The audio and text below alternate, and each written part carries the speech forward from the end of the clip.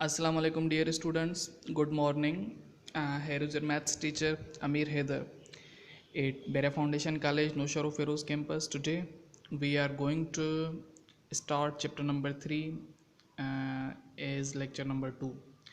So in previous lecture we have started chapter number 3 that is of cubes and cube roots. So we have cleared the concept regarding cubes and cube roots. Okay, what is basically cube and cube roots? What is the perfect concept of cubes and cube roots? And today we are going to start exercise 3. Exercise 3, and we are going to start question number 3. First two questions, fill in the blanks and true false we will solve in when complete the exercise. And today we are going to start question number 3. So I have written here question number 3. Question number 3 says that which of the following numbers are perfect cubes. नीचे दिए हुए में number में से कौन से numbers perfect cubes हैं. Perfect cubes के बारे में मैंने आपको बताया था कि जो बुक में टेबल दी हुई है वो परफेक्ट क्यूब्स की टेबल दी हुई है. जैसे 1 परफेक्ट क्यूब है, 2 परफेक्ट क्यूब है या 3 परफेक्ट क्यूब है. तो कौन कौन से नंबर्स आपके परफेक्ट क्यूब्स आ रहे हैं, कौन कौन से नहीं आ रहे, वो उसमें टेबल दी हुई है. वो मैंने आपको कल होमवर्क भी दिया था कि वो टेबल क्या करनी है, याद करनी है. So the question number 1 is 729. Question number 1 लिखा हुआ है 729. क्वेश्चन नंबर 2 है 2700, 3 है 27,000, 4th है 34,128. आपको पता ये करना है कि इनमें से परफेक्ट क्यूब्स कौन से हैं. यानी कि अगर हम इन नंबर्स का क्यूब निकालें तो क्या हमें एक होल नंबर मिलेगा, as we will get the whole number और we will get the rational number, या पॉइंट में न जवाब आएगा या इसका परफेक्ट क्यूब नहीं निकलेगा. तो ये बेसिकली हमें मालूम करना है. तो किस तरह से मालूम करेंगे, कैसे मालूम करेंगे.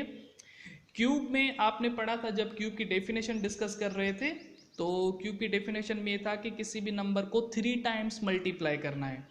ठीक है, स्क्वायर में क्या था, 2 टाइम्स मल्टीप्लाई करना था, क्यूब्स में 3 टाइम्स मल्टीप्लाई करेंगे. सॉरी. तो यहाँ पर क्वेश्चन नंबर 1 का सॉल्यूशन स्टार्ट करते हैं. ठीक है, यानी कि 729 का क्यूब रूट निकालना है. ये 3 है. ये 3 मैंने आपको बताया था कि इसको इंडेक्स बोला जाता है और अंदर वाले नंबर को बोला जाता है इंडिसेस. अंदर वाले नंबर को इंडिसेस बोला जाता है, बाहर वाले नंबर को इंडेक्स बोला जाता है. ये इंडेक्स आपको बताती है कि करना क्या है, क्यूब रूट निकालना है. अगर यहाँ पर कुछ भी ना लिखा हुआ हो, इंडेक्स में कोई भी नंबर ना हो, तो मतलब आपने स्क्वायर रूट निकालना है. ठीक है, 3 लिखा हुआ है तो मतलब आपने क्यूब रूट निकालना है. Again the same way you have to apply 729 by LCM method या by factorisation method. So multiply करना है 3 के साथ, तो मतलब हमें इस पे 3 के अलावा किसी और नंबर की टेबल नहीं लगानी. अगर 3 की टेबल लगाएं 7 पे 2 टाइम, 3 2 जार 6, 1 इधर चला गया, 12 हो गए, 3 4 जार 12 और 3 3 जार 9 आ गया आपके पास. क्लियर. अगेन 3 की टेबल 24 पे 3 8 जार 24 एंड 3 1 जार 3, 21 आ गए. अगेन 3 की टेबल 8 पे 2 टाइम 6 एंड 2 इधर चले गए तो ये बन गया 21. तो ये 3 की टेबल 21 पे 3 7 जार 21. अगेन 3 की टेबल 27 पे 9 टाइम्स जा रही है. क्लियर. अगेन 3 की टेबल 9 पे 3 टाइम्स, अगेन 3 की टेबल 3 पे 1 टाइम. तो ये फैक्टर्स आ गए आपके पास. अब करना क्या है, आपने इन फैक्टर्स को रेडिकल के सिंबल में रखना है. कितने नंबर आए हैं, 1 2 3 4 5 6, यानी कि 3 मल्टीप्लाई 3 मल्टीप्लाई 3 मल्टीप्लाई 3 मल्टीप्लाई 3 और मल्टीप्लाई 3. ठीक है, 6 नंबर आपने रेडिकल की सिंबल में रख लिए. अब देखें 6 नंबर जो आपने रेडिकल के सिंबल में रख लिए, अब हमें निकालना है क्यूब रूट. स्क्वायर रूट में क्या कर रहे थे, हम पेयर्स बना रहे थे, 2 नंबर्स का पेयर बन रहा था. लेकिन यहाँ पर जो हम क्यूब रूट निकाल रहे हैं तो हम यहाँ पर क्या करेंगे, 3 नंबर का पेयर बनाएंगे. ठीक है, 3 नंबर का पेयर बन गया तो मतलब एक पेयर से 3 बाहर आ गए, यहाँ पर दूसरे पेयर से भी 3 बाहर आ गए। ठीक है, एक तरीका तो ये है करने का।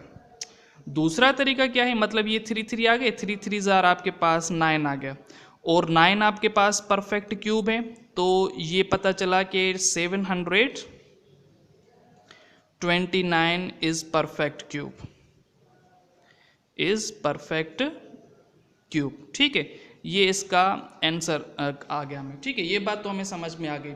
ठीक है, अगर हम पेयर्स ना निकालें यहाँ से, फिर कैसे कैलकुलेट करें, फिर कैसे पता चले कि ये परफेक्ट क्यूब है या नहीं। यानी कि यहाँ पर आपके पास 6 टाइम 3 है, 3 multiply 3 multiply 3 multiply 3 multiply 3 multiply 3। ठीक है, और यहाँ पर यहाँ पर 3 देना था, यानी कि ये क्या है, ये क्यूब रूट निकालना है। जिस तरह से आपने ऊपर 3 दिया हुआ है, यहाँ पर ये 3 दिया हुआ है आपने, अगेन सेम वे से आपने यहाँ पर भी 3 देना है। यानी कि ये 3 जब ब्रैकेट में आएगा या इसकी ये सिंबल ख़त्म हो जाएगी तो ये पावर में चला जाएगा, रेसिप्रोकल होकर 1/3 हो जाएगा। क्लियर। अब देखें, पेयर्स बनाए थे ना हमने 3 3 के, यानी कि 3 मल्टीप्लाई 3 मल्टीप्लाई 3, तो एक pair, again multiply 3 multiply 3 multiply 3, ये दूसरा पेयर। यानी कि ये जो 1/3 पावर है इस पेयर पे भी आएगा, इस पेयर पे भी आएगा 1/3 पावर। क्लियर।